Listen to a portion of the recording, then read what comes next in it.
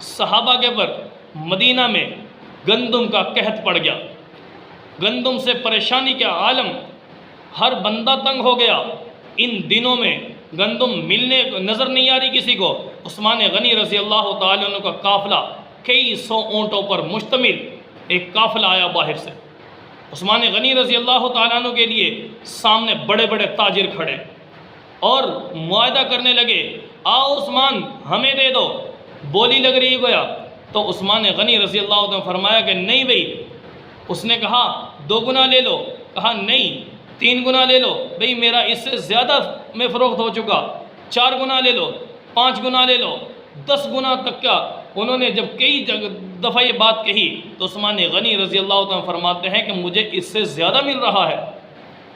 حیران پریشان، کیا کہ مجھے بتاؤ تو صحیح ہمیں، بھئی کون ہے ہم سے بڑا تاجر، کون ہے جو تم سے 10 گنا میں لے چکا؟ تو گویا 10 گنا کا مطلب یہ ہے جو چیز 100 روپے کی آئی اس کو 1000 روپے کے بدلے میں بیچا جائے، 900 روپے کمانا 100 روپے کے بدلے، تو کتنی بڑی قیمت لگا دی۔ تب بھی عثمان غنی رضی اللہ تعالیٰ عنہ فرمانے لگے مجھے اس سے زیادہ مل رہا ہے، میں تمہیں کیسے دے دوں؟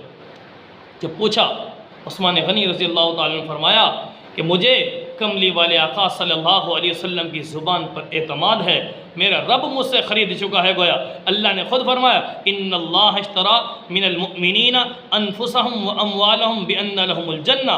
میرا رب فرما رہا ہے کہ بندو تمہارا مال میں نے لے لیا، تمہیں جنت دے دی ہے، جاؤ 700 گنا کیا 1000 گنا اس سے بھی بڑھ کر تمہیں میں دے چکا ہوں جنت، ٹھیک ہے؟ دو گے تھوڑا، دوں گا بہت زیادہ۔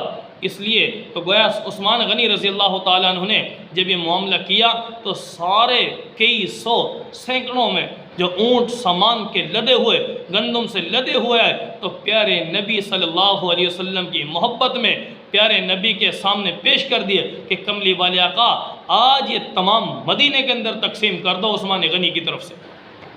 تو میرے محبوب صلی اللہ علیہ وسلم کے صحابی کی سخاوت دیکھو تو کتنے بڑے سخی ہیں کہ انہوں نے پیارے نبی صلی اللہ علیہ وسلم کی محبت میں کئی سو اونٹوں پر مشتمل پورا کا پورا قافلہ مدینے میں ایسے ہی تقسیم کر دیا۔ تو میرے بھائی آج اگر ہمارے اوپر یہ حالات آ جائیں، غریب کے اوپر گندم لینا مشکل، حالات پریشان، انسان بھوکا مر رہا ہے، چولہا نہیں جل رہا، امیر اتنا زیادہ مال دبا کر بیٹھا ہوا ہے، جمع کر کے بیٹھا ہوا ہے، سٹور کر کے بیٹھا ہوا ہے کہ غریب پڑوسی کو 1 من گندم تک نہیں دے رہا۔ تو میرا بھائی یہ اخلاق عثمانی نہیں ہے، یہ کردار عثمانی نہیں ہے، اخلاق محمدی نہیں ہے، کردار محمدی صلی اللہ علیہ وسلم نہیں ہے۔ میرے بھائی اگر کسی چیز کی ضرورت ہو اپنے پڑوس میں، رشتہ داری میں، بھائیوں میں، برادری میں اور تم وہ تعاون کر سکتے ہو، ضرورت پوری کر سکتے ہو تو ہرگز پیچھے نہ ہٹنا، ورنہ اللہ تمہیں مشکل کے اندر چھوڑ دیں گے۔ اللہ تعالیٰ جب تمہیں مدد کی ضرورت ہوگی اللہ تمہاری مدد نہیں کریں گے۔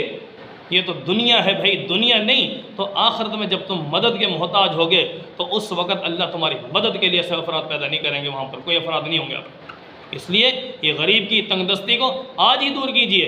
اللہ رب العالمین سے دعا ہے کہ اللہ تعالیٰ عثمان غنی رضی اللہ تعالیٰ جیسی سخاوت ہمیں بھی نصیب فرمائے۔